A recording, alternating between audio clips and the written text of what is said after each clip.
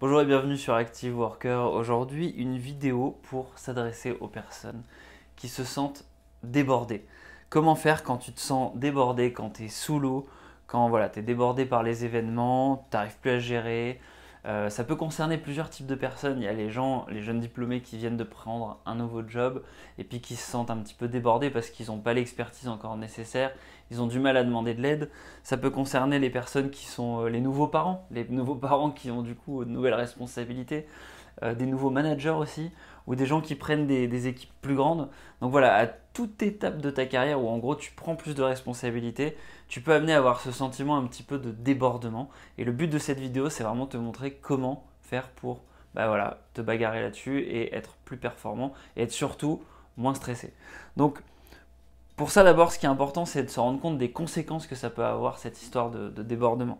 D'abord, il y a l'effet déception des gens. En fait, tu te dis, mais je vais pas être capable de délivrer, je risque de décevoir les gens. Ensuite, il y a l'aspect égo, échec, la peur en gros d'assumer une notion d'échec, de ne pas pouvoir délivrer. Ensuite, il y a l'aspect le perfectionnisme, le fait de rendre quelque chose qui n'est pas parfait. Ça, c'est hyper difficile. Ensuite, il y a l'aspect ne pas arriver premier. En fait, tu es tellement sur plusieurs fronts que tu vois bien qu'il y a certains sujets sur lesquels tu ne pourras pas arriver en numéro un et ça te rend mal si tu as un esprit un peu compétiteur.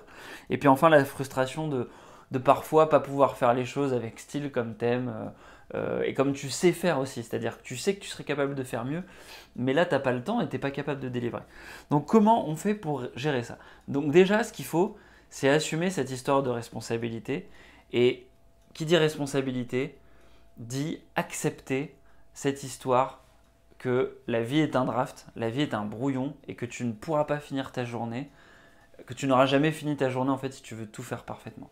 Ça, c'est quelque chose d'hyper important à accepter parce que si tu ne l'acceptes pas, il y a un choix à faire en fait. Si tu ne l'acceptes pas, c'est que tu n'es peut-être pas prêt pour le changement qui est en train de s'opérer. Et il faut que tu renonces à certaines choses si c'est un choix qui est obligatoire et que tu ne peux pas ne pas accepter.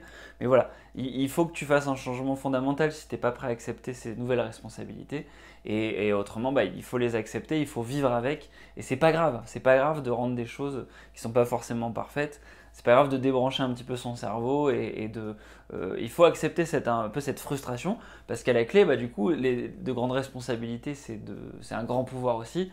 Ça va impliquer plus d'impact sur ton travail. Donc faut accepter la prise de hauteur donc voilà, il y a des plus et des moins qui viennent avec. Donc le point important, je pense, le point focal à avoir en tête, c'est cette histoire de priorisation. Comme tu sais que tu ne pourras pas tout faire, parce que la vie est un draft et ta journée sera un draft, il faut que tu avales le crapaud. Donc ça, c'est un bouquin qui est écrit par Brian Tracy et qui est très bien résumé par son titre, Avaler le crapaud. Ce que ça veut dire, et la leçon de ce bouquin-là, c'est commence ta journée par la tâche la plus complexe, la plus difficile, par le sujet qui te pose, qui est le goulot d'étranglement le plus gros sur ton objectif principal.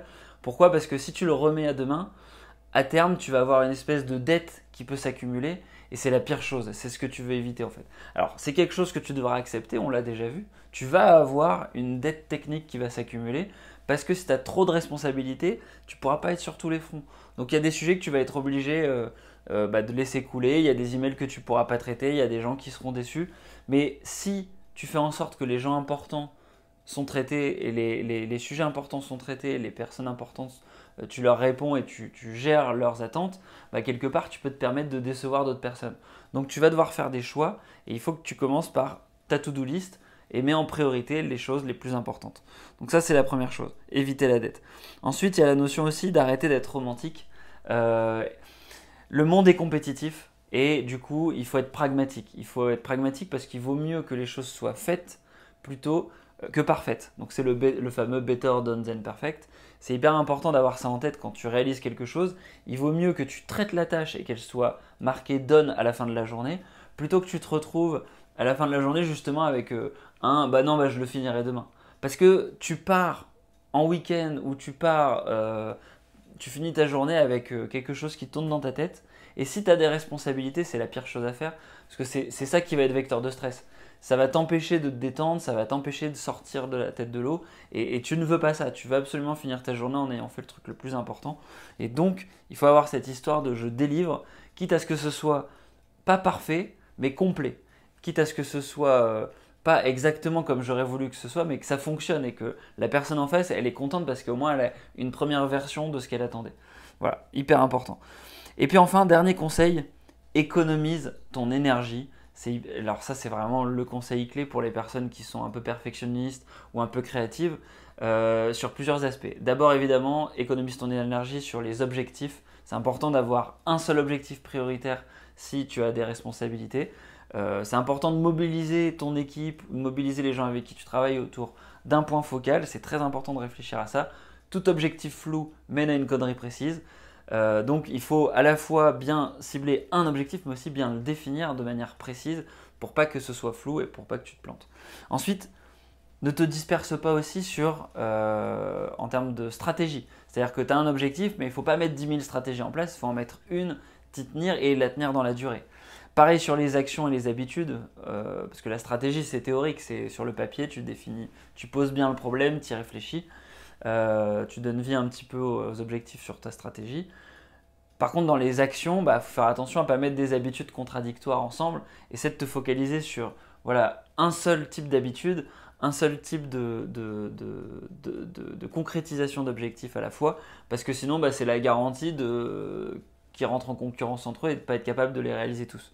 Et puis enfin, dans le discours, alors ça, je pense que c'est le conseil pour les gens qui sont un peu trop créatifs, qui ont l'habitude de vraiment rentrer trop dans les détails. Moi, typiquement, c'est un peu mon cas. J'ai tendance à donner trop d'explications. Et c'est terrible quand tu es chef d'équipe, quand tu es manager. C'est dangereux, limite.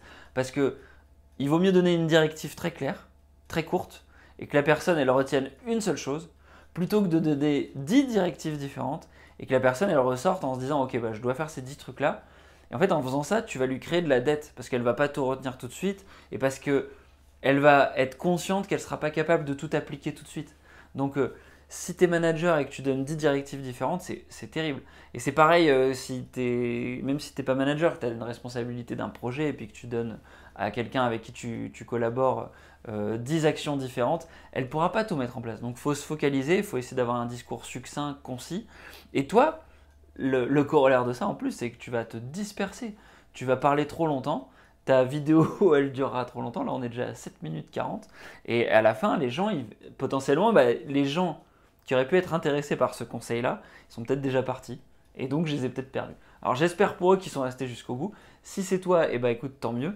Et si ce genre de vidéo te plaît, n'hésite pas à cliquer s'abonner et puis liker la vidéo et la partager avec les personnes que tu trouves créatives en leur disant voilà mec, attention, c'est super important, regarde cette vidéo jusqu'au bout, t'es débordé et t'as besoin de ça, t'as besoin de quelqu'un qui t'explique comment avancer et être productif.